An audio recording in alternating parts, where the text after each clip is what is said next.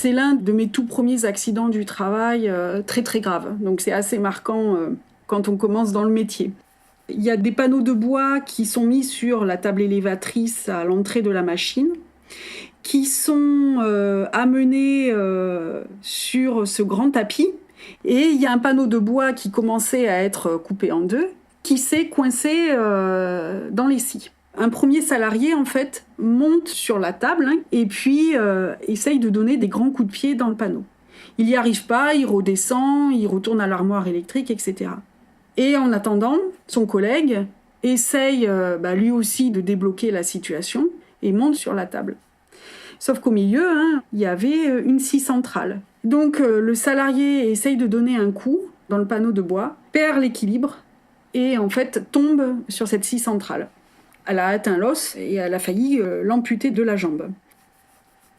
À la suite de cet accident du travail, il y a un procès-verbal qui a été rédigé pour non-conformité de la machine, absence de consignes de sécurité claires et en plus absence de formation et d'information à la sécurité parce que le salarié avait été récemment embauché, était en contrat à durée déterminée et en fait n'avait pas été formé à ce poste qui était un poste dangereux.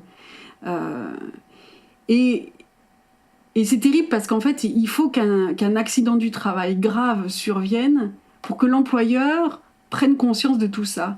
Alors que quelque part, il le savait avant.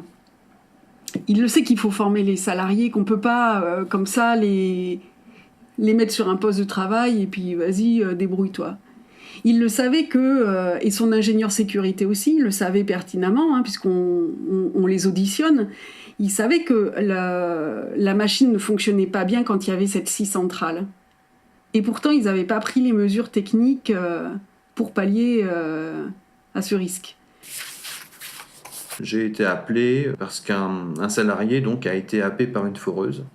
Ces foreuses peuvent parfaitement être équipées de protection. En France, ça ne se fait pas. En Angleterre, c'est déjà obligatoire depuis plusieurs années. La victime, c'est un intérimaire, comme souvent. Il avait 21 ans.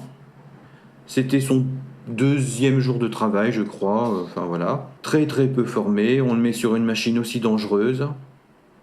Et puis un jour, il ne rentre pas chez lui. Voilà une autre situation de travail qui peut être parfaitement évitée. L'échafaudage donc était trop écarté de la façade. Donc l'ouvrier du bâtiment est tombé de plusieurs mètres et sa tête est venue heurter donc, le seuil de la porte. Voilà. Si l'échafaudage avait été correctement posé en respectant la réglementation applicable, la victime n'aurait pas fait cette chute de plusieurs mètres et continuerait à travailler aujourd'hui. Dans le bâtiment, après une chute de hauteur, la plupart des victimes ne retravaillent pas dans leur profession. Ce sont des gens qui ont toujours connu le bâtiment, la plupart du temps, qui ne peuvent travailler qu'avec leurs mains, dont les reconversions sont très difficiles. Une chute de hauteur, parfois juste d'1 mètre, est dramatique après pour les conditions de vie de toute la famille. Ça, c'est une vue d'une gaine d'ascenseur. Il y a eu un mort, un blessé grave. Ça, c'est un officier de police judiciaire. Donc on est appelé par la police ou par les pompiers, accident grave sur le chantier, on y va. Et donc c'est là où les 2 gars ont atterri. Alors en fait, ce qui est très curieux dans cette affaire, c'est que finalement, j'ai jamais compris ce qui s'était passé. Pour comprendre, on a décidé avec le collègue d'aller les voir à l'hôpital, les salariés. Et le chef, il est mort avant qu'on ait pu le voir. Et l'ouvrier, on l'a vu dans sa chambre d'hôpital. Et il n'a pas pu nous en dire plus. Et on n'a jamais su comment l'opération a pu être faite. Et à un moment donné, j'étais retournée sur le chantier. J'y suis allée plusieurs fois pour essayer de comprendre. Puis je me suis retrouvée là, sur ce plateau qui était la scène de l'accident. Et je crapahute un peu. Et à un moment donné, je mets mes doigts sur une tache de sang. C'était bizarre. Il y avait tout d'un coup un côté extrêmement physique, physiologique. du drame, hein, parce que c'est un drame, c'est pas que du droit, quoi. Voilà. J'avais déjà une ancienneté certaine quand c'est arrivé. J'ai encore un peu de mal à en parler. Et je pense que c'est utile aussi de dire, même avec une certaine, de dire notamment aux jeunes collègues, c'est normal qu'on soit choqué quand on voit des choses atroces. Moi, j'ai été appelé sur un accident mortel de quelqu'un qui intervenait à l'intérieur d'un atelier sur la charpente intérieure. Et c'était dans l'industrie, c'était des grosses machines, il y avait des transmissions par courroie qui passaient donc tout en haut sur le plafond de l'atelier. Et lui, il était d'une entreprise extérieure et il a été pris dans les courroies en passant trop près de ces courroies. Et bon, moi, quand je suis arrivé, je suis tombé sur une scène de guerre. Je ne veux pas trop décrire parce que c'est pas l'objet, mais on n'est pas du tout préparé à ça, quoi. Moi, j'ai jamais vu de scène de guerre, mais je pense que ça doit y ressembler un peu. Puisque bon, il était complètement en morceaux, quoi. Et voilà, et j'ai bénéficié d'une assistance psychologique qui m'a fait du bien, et j'ai surtout bénéficié du soutien des collègues qui est essentiel. Je me rappelle, je suis parti le matin, je suis du bureau vers 9h à peu près, et je suis rentré le soir vers 18h30, 19h, et mes collègues, pratiquement tous mes collègues étaient là maintenant au bureau. Voilà.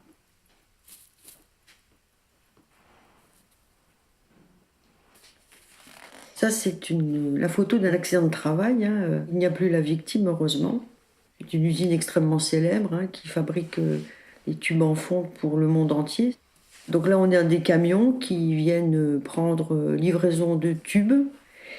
Et ce camion-là n'avait pas ce qu'on appelle sur les côtés des ridelles ou des éléments pleins, comme ça, pour éviter la bascule du tube.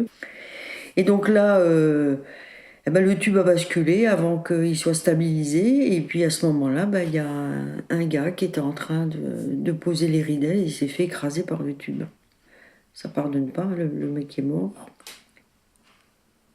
Si c'est pas le donneur d'ordre qui leur dit attention, là vous allez manutentionner des tubes, voilà les risques qui sont liés à ce chargement particulier, voilà les mesures de précaution qu'il faut prendre impérativement.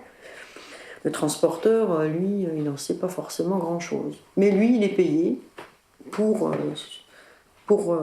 exercer cette activité en sous-traitance.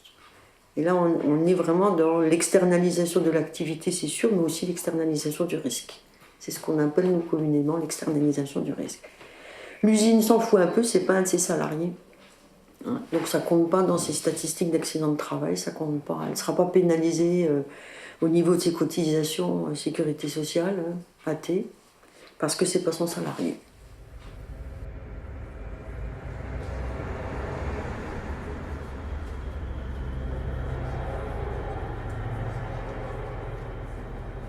Considérer que l'employeur n'est pas responsable de tout ce qui se passe dans l'entreprise, ça c'est un discours que j'ai entendu en permanence, notamment dans les audiences judiciaires, enfin dans les juridictions, quand il y avait des procès-verbaux qui étaient poursuivis. Dire moi je suis patron, je m'occupe du commercial, je ne peux pas être partout, donc j'étais pas là pour voir, ils avaient qu'à faire attention. Et puis faire attention, c'est du bon sens aussi, oui, il faut faire attention. Donc il y a quelque chose qui est difficile, qui est difficile à comprendre, et puis en tout cas qui est souvent mal connu, c'est le fait que en droit du travail, il y a une responsabilité de l'employeur, de la santé et de la sécurité du travailleur. Ça ne veut pas dire que le travailleur peut faire n'importe quoi, mais l'employeur il a des droits disciplinaire pour organiser le travail. Il peut dire à un salarié, il peut lui donner des consignes, il peut le sanctionner s'il ne fait pas selon les consignes, il lui donne le matériel, il peut l'obliger à porter le matériel ou à installer des équipements de travail. Donc il a, je dirais, les moyens de faire valoir son autorité. Après, c'est vrai qu'en droit, l'employeur est responsable de la santé et de la sécurité au travail. Donc là, c'est comme ça, c'est écrit dans le droit, c'est vrai que ça surprend, et parfois on le fait découvrir avec plaisir. Enfin, les salariés le découvrent avec plaisir, et les employeurs le découvrent, mais avec des plaisirs. Donc c'est vrai que c'est pas quelque chose qui est intégré forcément.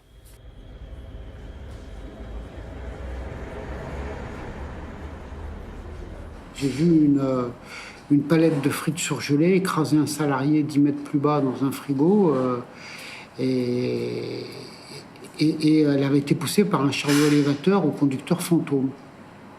Personne ne savait qui était sur ce chariot élévateur, qui était dans la travée voisine, la travée parallèle. Jusqu'à que, coup de bol, il y a un salarié en préavis de démission qui m'a dit qu'il était sur le chariot. Et le conducteur du chariot s'est effondré après quand je l'ai interrogé. Et en fait, il n'avait ni la formation pour conduire les chariots élévateurs, ni l'autorisation de conduite. Et 8 jours avant, dans un contrôle, par hasard, j'avais rappelé à l'employeur les règles en matière de formation et de délivrance de l'autorisation de conduite. Donc évidemment, tout le monde a eu très peur. Et s'il n'y avait pas eu ce salarié, enfin tout le monde, le directeur, le chef de quai, ils ont fait pression sur les opérateurs pour que personne ne sache la vérité. Et la victime ne pouvait pas le savoir puisqu'elle était de l'autre côté et de toute façon, elle avait été évacuée très gravement blessée. Et donc, là, il y a eu carrément du mensonge, quoi.